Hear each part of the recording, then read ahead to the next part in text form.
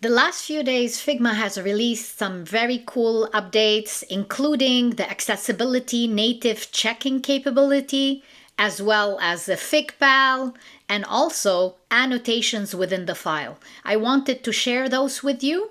This is April 2025. Let's look at them together in the file. First, let's see what's happening here. Now, if you zoom in closer to this toolbar, there are a few things that are added. The first thing that you would notice is Meet Your Figpal. So this is a cool new feature that Figma just added because the target audience are designers. So they wanted to create something fun for us. I don't know what's the purpose. So here you can choose from the options above which Figpal you want. I'm gonna go with the Figma one and then we'll look at the settings. Let me customize mine. So these arrows, the top arrows, allow you to customize what the Figpal is wearing on his head. So let me give her a pink thingy, and here you can change the color. With the lower arrows, you can move what type of Figpal you want. So because I have Figma selected, the Figpal shape that I'm getting are Figma features like the Figma arrow and things like that. I actually like the F from Figma, so I'm gonna keep that with a crown. And here is where you have activate pals on. This is where you see other people's pals. If I don't want that, I can turn it off, obviously, both features. But I'm gonna keep the feature on.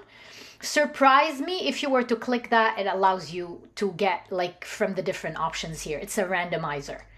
I'm going back to this one in blue and I am going to save it. And what that does is you will see it's right here for me. Like this is my Figpal. It becomes visible. If I put this here, it allows me to give it a break.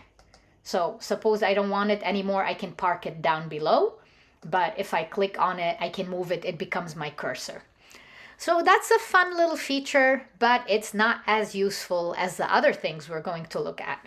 I'm gonna go park it here. In the comment section where we had comment tools, if you click the drop down, you will see annotation just got added. My file was empty, but let's say now I have the annotation turned on and I want to leave a note right here to my developers, something regarding this item. I will select it and I will put an annotation right here. So we can select the annotation category.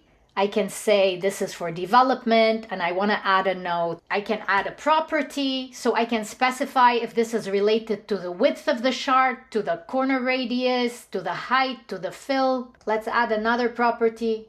You see, it's just giving what are the properties of this selected components. If I close this here, you can see my annotation is available right here. If I hit escape, and I come out of the annotations, I can continue to move designs as I wish, but you will see this annotation is kind of attached to this particular component that I've selected and I attached it to.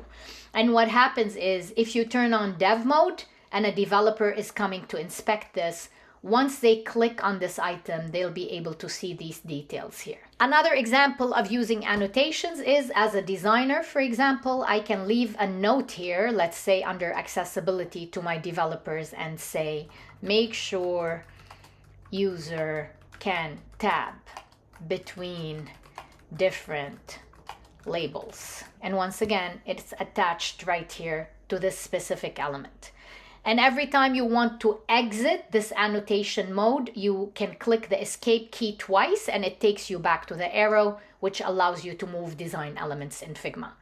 This is very, very helpful to have different annotation notes that you can share with your developers, but most importantly, to be able to also categorize them. You can click on these three dots to delete an annotation. If I wanted to edit the category, I can change the category. I can add new categories. I can have no category. It's very helpful. The third new feature that got released is extremely useful and is related to accessibility. Look, for example, so we're designing this dashboard and I am suspecting that this particular tag does not meet accessibility. In the past, we had to use Figma plugins to go and check the color contrast and see whether a product is actually meeting accessibility.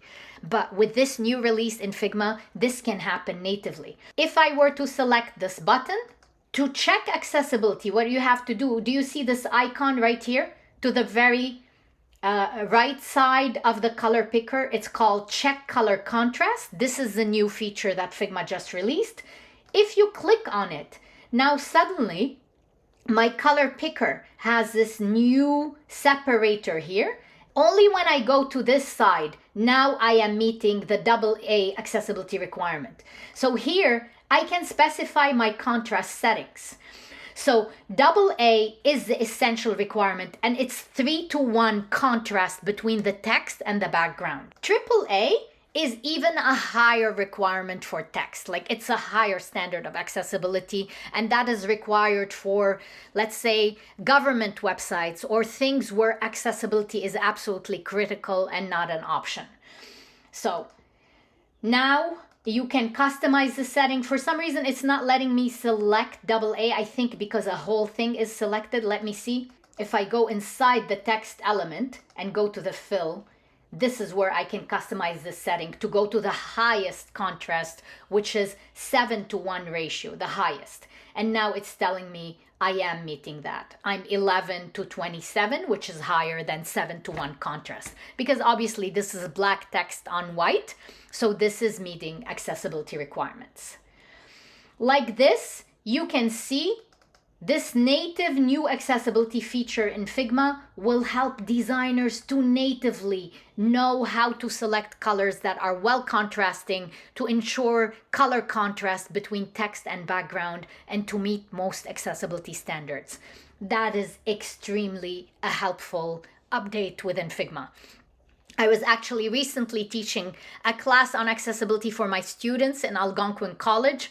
And as I was sharing with them the different plugins that we can use to ensure accessibility, one of the students asked very correctly, why is that not existing natively within Figma? And 2 days later, Figma releases this feature. So I'm super excited about it because accessible design is very necessary for all designers to follow to ensure accessible websites that are inclusive and that can reach everybody, even people who have certain color disabilities or special needs when it comes to accessibility. The last hidden feature that I would like to share, not many people have seen because it's still in beta and it's only offered to certain people, is image boosting capability. So let me show you an example of that.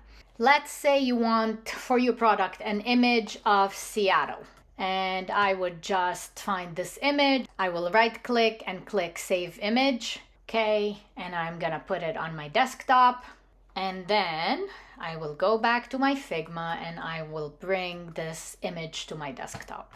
Now, when I actually bring it here, that's when I realize this is a very low resolution image. So here is the new most useful feature that you will find in beta. If I were to click here on the Figma AI, and this is not visible everywhere, you can see right here to the right, it says AI beta. It's part of the Figma AI new features that are being released. So it says boost resolution. Now with my image selected, I'm gonna click on it and let's see what's happening. You can see the AI is working, and what happened actually, you will see under the fill, there are 2 layers for the images. The original image got hidden by default after the AI did the work. So let me show you, just to put them in comparison. I'm gonna do Option Drag, and I'm going on this lower image here, I'm going to turn on the old image and hide the new image. And look at this comparison. I'm gonna zoom in closer for you to see how crystal clear is the difference. So this AI image resolution boosting did an absolutely wonderful job where this particular image is usable now. I can actually use this in a product versus this old image that I could not use. So those latest Figma releases are super wonderful and useful. Thank you so much for watching. Stay tuned for more updates and more design tutorials.